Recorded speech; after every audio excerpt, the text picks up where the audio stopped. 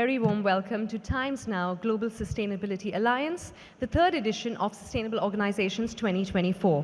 Our theme this evening is Celebrating Business Excellence, Ambitious Leadership and Climate Impact. To begin the evening, get the ball rolling with a keynote address. Let's put our hands together and make some noise as we welcome Mr. Praveen Pardeshi to the stage. How we can convert our good intentions into really concrete actions which make a difference for all of us and in our lifetimes. It's about clean energy, not for urban areas, but for agriculture. In Maharashtra, for example, more than 40% of the energy is consumed by farmers for drawing water, and that is based on coal energy. Mitra has worked with Asian Infrastructure Bank now.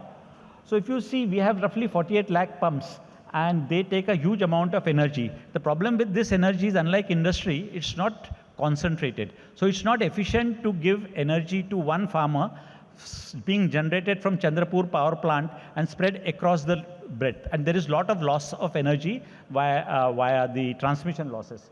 So we have negotiated with the Asian Infrastructure Bank a loan of about $1 billion, and that is coming into being by completely solarizing our agriculture. So that agriculture doesn't really need to depend upon centralized grids producing energy from coal. Thank you. Moving on, ladies and gentlemen, I'd like you to please join me as I welcome Mr. Vijay Nirani, Founder and Managing Director, TrueAlt Bioenergy, for the welcome address.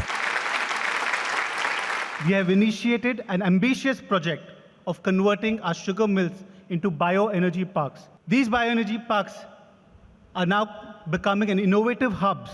Every ounce of material from raw inputs to byproducts is meticulously transformed into valuable biofuels like first-generation ethanol, second-generation ethanol, compressed biogas, sustainable aviation fuel, biomethanol, green hydrogen, cogeneration power, and bioelastomers, biopolymers, and many more.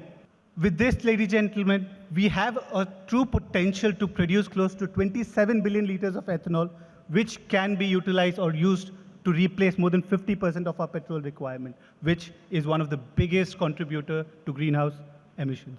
Thank you. Up next, we have a special address which will give us insights on sustainable and purpose-driven change, thinking systems, and creating social impact. Let's look at one of the problems, maternal mortality. It is one of the biggest indicators of health across India. And if that is so, we can solve the problem by training all these people, the nurse, the tribal healer, the government doctor, and so on, the surgeon. So we need appropriate structures in the state to solve maternal mortality. And the way we do it is using digitization, leadership development, inclusion, and decentralization. And you see the effects of all that. We can do it 100% better than what we are doing today. So how do we bend this curve? And that is by really leveraging the government itself and by bending the curve and using systems thinking. Up next, ladies and gentlemen, we have another special address on fast-tracking industry towards economically viable and just net zero future. Net zero is something which is extremely important. It's important because why are we doing all these things? We are doing it for us and for the next generation. In our country, when we look around and we see a lot of filth and when we see a lot of dirt and we think that, we are polluting a lot. When I travel to Europe, I say, oh wow, how clean, how beautiful, how pure is the air. Well, air conditioning is on everywhere. CFCs are being emitted in the atmosphere. The cost of electricity and the production of electricity, that is happening at some other place. The city looks good. I think that is one thing which all of us need to realize, that public spaces have to be maintained well. And when public spaces have to be maintained well, it has to be maintained well both by the authorities and by the people who use it. Thank you so much.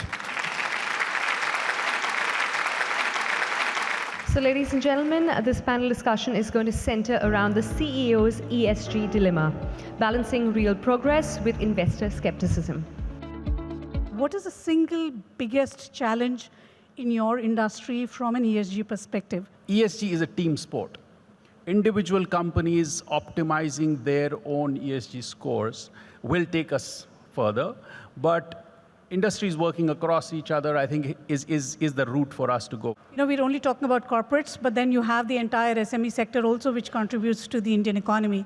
So how do we bring them on to this ESG platform that we're talking about? I think it requires an adoption of ESG into the core strategy of an organization. If we view ESG as a guiding principle towards our overall corporate strategy, making sure that the incentives are aligned with the growth, that is a challenge which we've been helping companies solve.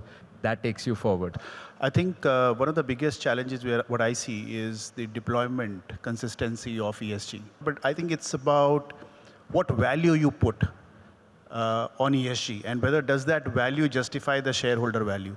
I think that is one of the awareness, because there are not many quantified examples of what ESG can bring value to the shareholder value, right? And therefore it becomes a challenge from an organization perspective to really go and maintain that consistency. So that's how I see it. What about you, Vijay? What are your thoughts on this? I see this as a very big opportunity, right? So Government of India had taken certain targets. So just to touch on opportunities, for example, the ethanol blended with petrol program, where they're solving multiple problems by cutting down dependency on import, increasing sustainable fuel, cutting down on fossil emissions. So all this is happening only because we have a wonderful policy in place. Our next set of panelists are going to be discussing sustainable, mindful, and impactful living. How you are pushing the overall idea of UNDP when it comes to advocating youth and building them for the future we are seeing for a sustainable development. For the future generations to be able to fight for sustainability, it needs to be rooted in right at the primary education level. Unless we are taught that as grown-up adults, you can't just learn this behavior overnight, which is why you'll see billions of Indians and otherwise littering all over the place, etc., because it needs to be ingrained. So that's what I'm focusing on in the programs that I'm running with the UNDP. What is it behind climate change and why we need to have a conscious awareness about it? I always had a strong connect with the environment, and I felt that something was not working, and I kept tracking the news, and I kept tracking these minute changes, these small articles that you get in the newspapers that this happened and that happened. And at that time, content was booming because everyone was consuming content. And I realized that, okay, this is my focal point. This is where I need to focus on. But the intention was not that, I will do this regularly or it will become big. The intention was, let's start doing something that is important and needed. It so happened that people started liking it, and now I'm busy with it all the time. I think great discussing from that perspective with both of you, and thank you for joining us on this platform. Thank you so much. Thank you. Thank you. So ladies and gentlemen, to begin, it is also important to understand the study behind the whole process of facilitating these organizations. To give us a deeper insight, I'd like to welcome to the stage Mr. Deepak Hanumantarayappa, Partner and Country Head, Ipsos Strategy 3. This was a unique opportunity for us to evaluate various organizations from different sectors, different size and scale, and see the kind of impact that they are creating in the Indian context. Now, to shortlist those firms, so we looked at a bunch of variables, but the most prominent variables that we think that we scaled these companies on were, one is the size and scale of operations that the companies are involved in, both from a business standpoint and their commitment towards ESG. Second important factor that we looked at was the long-term ESG goals that companies have set out for themselves. So we saw some organizations having a 2030 goal, some 2035, some extending beyond 2050 as well. So we're looking at the kind of goals that organizations have set for themselves. Thank you very much. So Deepak, we'd like you to do the honors unveiling the coffee table book. And to join Deepak, ladies and gentlemen, please put your hands together as a welcome back to the stage. Sanjana Sanghi, actor, UNDP Youth Champion. A round of applause, please, for Ms. Sanghi. And keep that applause coming for Mr. Vijay Nirani.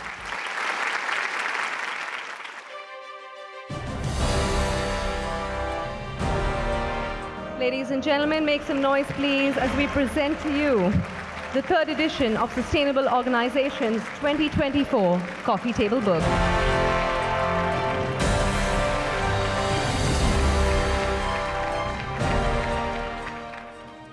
So ladies and gentlemen, it's now time for us to shine the spotlight on this galaxy of eminent, inspiring organizations that are being recognized this evening for their consistent sustainability brilliance.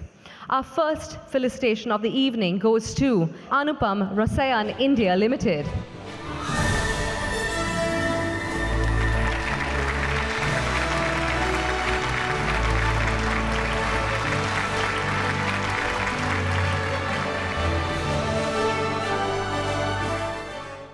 We at Anupam believe ESG factors are integral to shaping our corporate strategy and operations. We also believe it helps us in driving value creation, mitigating risk, enhancing stakeholder management, and fostering innovation. For us, embracing ESG principle is not only essential for meeting regulatory requirement and investor expectation, but also for building a more sustainable and resilient future for businesses and society at large. Next up, ladies and gentlemen, it's Enerpark Energy. Let's give them a warm welcome with a huge round of applause. Enerpark Energy, congratulations.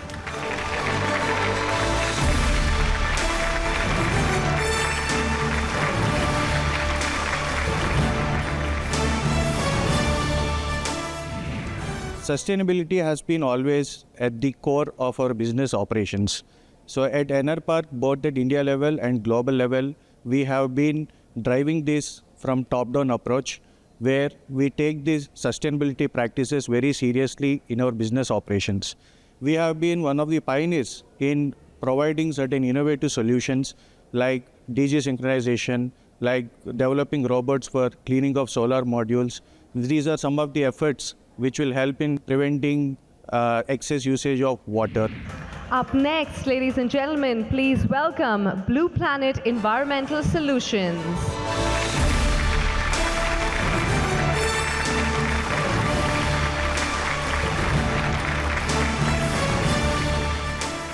We are a circularity platform where we are building an end-to-end waste management solution. And what we believe in is unless and until we reach out to youths of future, kids in 5th grade, 8th grade, 10th grade, 12th grade, and teach them about sustainability and make them the real planet warriors as a part of contributions that they want to make, I think that would be the biggest benefit that we can provide to our society and made them more aware citizens. Moving on, ladies and gentlemen, put your hands together, please, for Breathe ESG.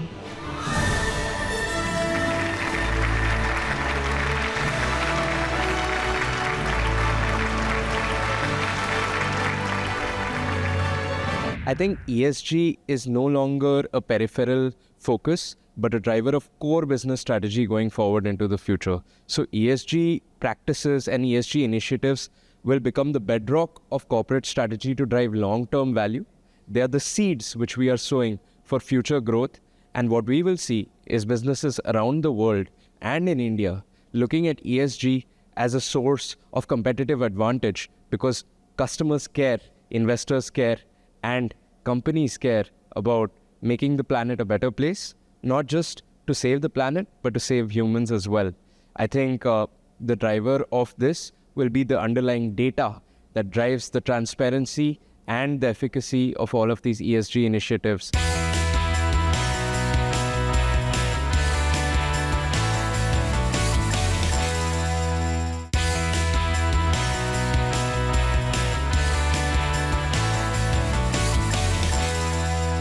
Ladies and gentlemen, our panelists are going to be discussing empowering businesses with innovation and sustainable technologies. So how would you kind of see the role of technology and sustainability at the core of your business? Our biggest source of emissions is downstream transportation. So more than 90% of our emissions sit in deliveries. And therefore, the main tool of decarbonization is transitioning to electric vehicles. How are you looking at being a sustainable business and what role technology is playing in that? So if you look at climate itself, the aspect of sequestration from the footprint from all your products is one of the biggest aspects which consumers don't see. But if you look at products like soda ash, we've innovated the world's first near zero footprint soda ash. Setting targets to achieving targets, and what role is technology playing in that? Today's digital is going to be tomorrow's ESG. We are committed that we will be net zero by 2035. And something very unique, I have taken a target that all my human rights, these would be the location-based, would be assessed by a third party. And very proudly that almost about 60 to 70% of this target I've already achieved. A lot of your kind of paints businesses and the other businesses are very process-oriented. How do you bring sustainability in those processes, and how do you use technology to do that? We have invested lots of technologies in terms of sustainability, be it in water conservation and be it on the renewable energy. Thinking at a broader level towards sustainability, not only at the management level, at shop floor level, even at the board level, has actually transformed. More sustainable a business, the lower its cost of capital should be. Where do we stand on that, and how can technology help? Today, people don't need to step into a bank branch to do their banking. 90% of all transactions at Axis Bank, for example, are digital, and 60% of customers are only banking digitally. So that is the impact of technology. Priyanka, coming to you, how are you making our beer more sustainable? On the carbon aspect, we are now getting in CNG vehicles across the board. So some of them were recently introduced, and that has helped. From one vehicle in a month, we are saving about 29,000 kilos of carbon emissions. Thank you, everyone, for participating in today's discussion. Up next, we have a quick panel discussion. I'll invite our next speakers up as they discuss turning the corner to the climate crisis, ramping up investment and policy framework for a resilient tomorrow. Can countries continue to grow and develop while at the same time cut emissions and stop depleting natural resources? We have to tackle climate change, all of us, all of our countries. But while we have the common objective of doing that, we also need to acknowledge that there are differentiated responsibilities. There are some countries that have polluted much more than countries in the global south, that have industrialized before than other countries in Latin America, in Asia, in Africa. So different countries in different stages of development have different responsibilities. What are your thoughts on climate regeneration, which is very, very important actually at this point of time? Well, yes, mitigation and adaptation is, of course, really important. We see that sea levels are rising, we see heat waves and all these strange and extreme weather situations that is going on. One solution, of course, is one very crucial aspect is financing, of course. Absolutely. And that comes together from the wealthier countries, in the OECD countries like Sweden and other countries. And we need to funnel resources to poorer countries to help them adapt. In this next session, we shall get an insight into mentoring, transformative sustainable business landscape for impacting climate change. Why we discuss and speak about companies need to be more sustainable and looking forward to businesses and into sustainable manner. What is their job to get into sustainability? We all know climate impact is very important. It is not impacting us as human beings, but it's impacting our economic strength. It's impacting on every aspect of our lives, which is actually turning into a difficult strength. And we need to take this forward. This is a reality. We have only one earth to live on, at least right now for our generation, and we have to work towards for our next generation to work on. Now, for companies, moral imperative is not about climate impact. It is about strategic necessity for businesses and taking businesses forward. That's why we need sustainable businesses. Thank you very much. Jai Hind. So ladies and gentlemen, it's time for us to felicitate the rest of the Times Now Sustainable Organizations 2024. To begin, I'd like you to please put your hands together for Grasim Industries Limited.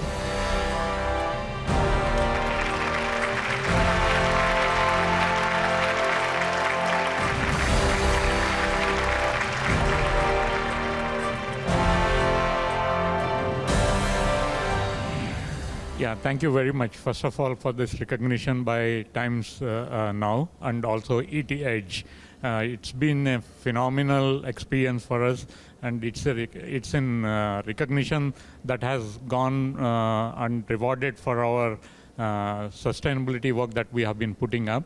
It's a recognition for all that hard work that has been done at various levels in the organization.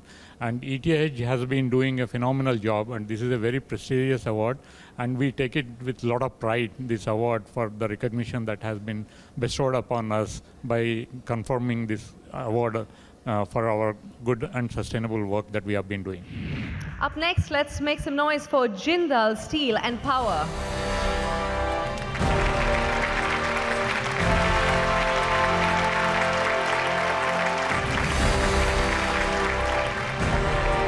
Congratulations, sir. Up next is JSW Cement Limited.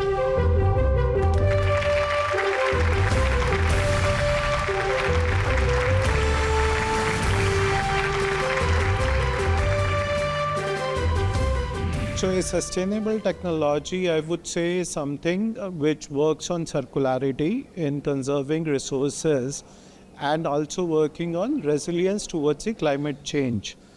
We at JSW Cement, we are a building materials company, and we manufacture cement and concrete products which are durable and low carbon. It is very important to embed the sustainable technology as a key, as a central theme, for the new businesses. Next up, ladies and gentlemen, is NTPC.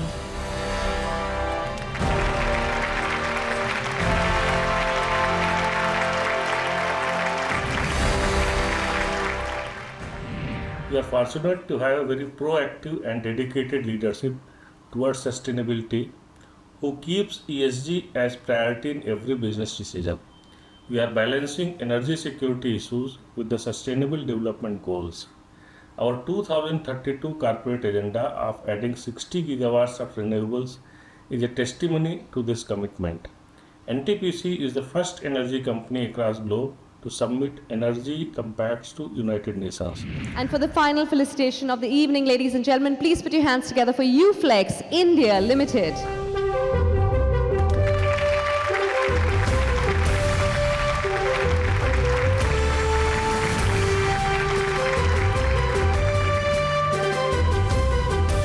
Sustainability for us means actions and policies on the three pillars, which are source reduction, source substitution, and biodegradation. So for packaging industry, these are the three critical pillars. Source reduction would mean that you use more and more recycled content and keep the material in circularity. Source substitution means substitute difficult to recycle materials, so recycling becomes easier. And biodegradation means till the material which is later is collected, it should biodegrade and convert into a biocompost and return back to the Mother Earth. And another organization that we'd like to take this moment to felicitate is Lubrizol Corporation. So please give it up and make some noise for Lubrizol Corporation.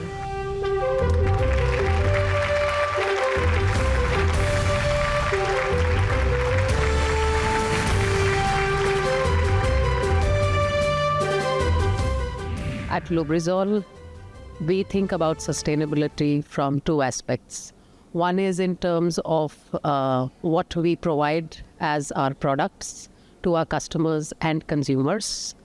And the second is in terms of the footprint that it takes to create those products for our customers and consumers. And we are very conscious that whatever it takes in terms of the footprint to create those products should be less than what we achieve with the products when they are used by our customers and our consumers. We have invested significantly in terms of our R&D and our technology to create sustainable solutions in terms of the products that we manufacture. So let's take examples. We do additives which help increase engine life in vehicles, which increase fuel efficiency, and thus contributing to a better planet. With that, we've come to the end. Thank you so much. Have a great evening and stay safe.